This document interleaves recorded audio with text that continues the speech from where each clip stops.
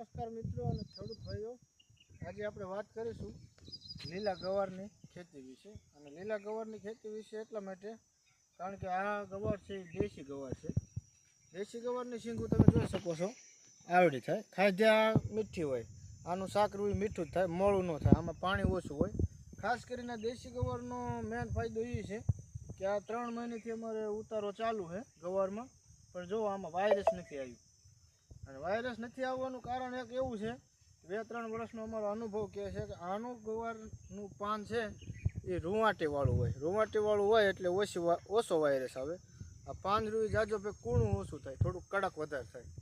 એટલે ખાસ કરીને જો તમારે વાયરસનો પ્રોબ્લેમ રહેતો હોય તો આવું દેશી ગવારનું બી ગોતી લેવાનું, જેથી કરીને વાયરસ ન આવે અને ખાવામાં મીઠું. અને માર્કેટમાં આનો ભાવ પણ સારો હોય છે. સિંગ થોડીક નાની થાય પણ સામે આપણને ભાવ અને ઉત્પાદન સારું મળે છે. વિડીયો ગમે તો ચેનલને સબસ્ક્રાઈબ કરી દીજો, ફેસબુક પ્રોફાઇલને ફોલો કરી દીજો. જય જવાન, જય કિસાન, જય માતાજી.